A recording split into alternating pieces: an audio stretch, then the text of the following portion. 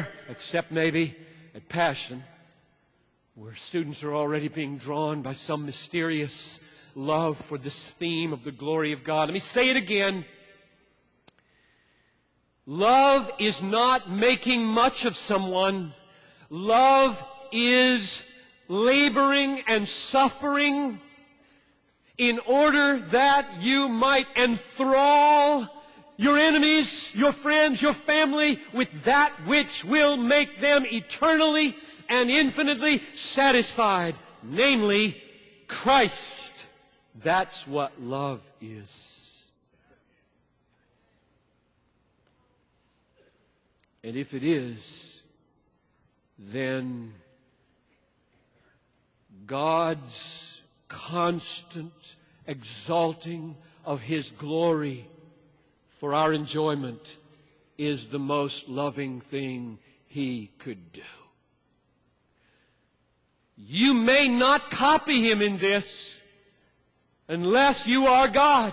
If there were a person in this room infinitely beautiful, infinitely worthy, infinitely valuable, infinitely satisfying, the most loving thing for that person to do would be to get attention from all of us and say, look at me, look at me, look at me. But there's nobody here like that.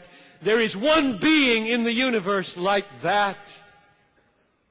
There's one all-glorious being, one infinitely valuable being, one all-beautiful being, God in Christ, crucified and risen and reigning and coming. And therefore, in order for Him to be loving, He must say, look at me, look at me, look at me. It's not vain. It's love. If you have a Bible, I would like to take the last few minutes and go to John chapter 11 and chapter 17. I want to put biblical foundation under what I just said, namely that love from God or from you is laboring and suffering in order to get attention for, worship for, delight in, satisfaction in God, so that He gets the glory, you get the joy. Best of all possible worlds. Chapter 11,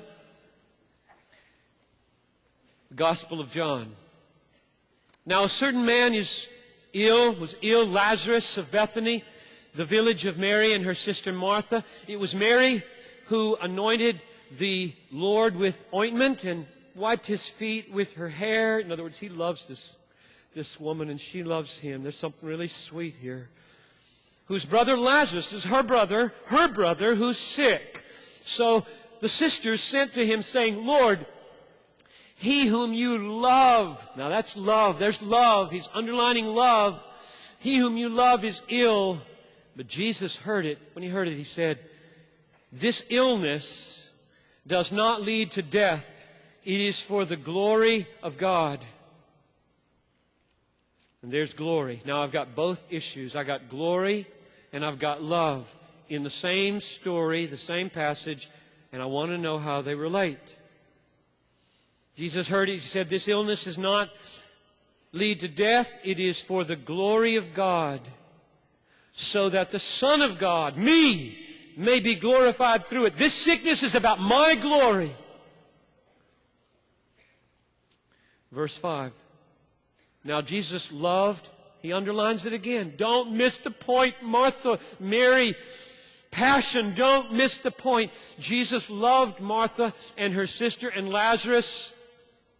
Now here, I'm sorry for all of you who have the NIV, because the NIV, inexplicably, you can read it in any commentary, turns the meaning here right on its head by translating the word therefore or so as yet, which changes the meaning totally. I'm really upset about that.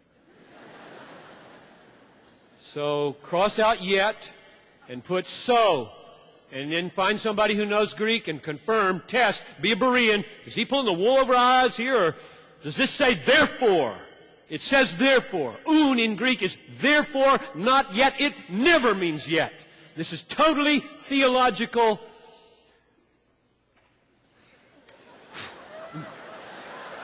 All right, let's get it right now. Now Jesus loved Martha and her sister and Lazarus. Therefore, when he heard that he was ill, he stayed 2 days longer where he was and let him die. It's a shocking therefore. That's why they didn't put it there. It's a shocking therefore. Everything hangs on this therefore. I love you, Lazarus. I love you, Martha. I love you, Mary. I know this sickness is unto death. Therefore, I'm staying here. What kind of love is that? Verse 4 is the only explanation for what kind of love that is. But when Jesus heard it, he said, this illness is not unto death. It is for the glory of God, so that the Son of God may be glorified through it. It is worth the death of Lazarus to show the glory of God to Lazarus. And it's worth your death to see the glory of God. You get cancer when you're 18, you'll see God. Everything goes well for you when you're 18, you might see God. Pleasure is a great enemy of the glory of God because we seldom let it be a springboard to worship. It tends to be our God.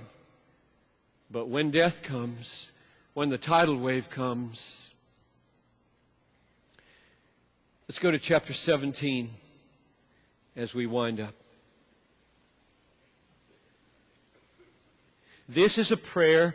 It's the longest prayer of Jesus. It's the final prayer of Jesus, at least in a longer form before the little short glorious ones on the cross.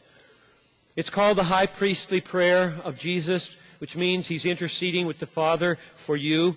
And the reason I say it's for you is verse 20, where he says to his disciples, I do not ask for these only, Father, but also for those who will believe in me through their word. That's you. If you're a believer in this room, he's praying for you. I find that amazing. You can read the very prayer of Jesus being prayed for you.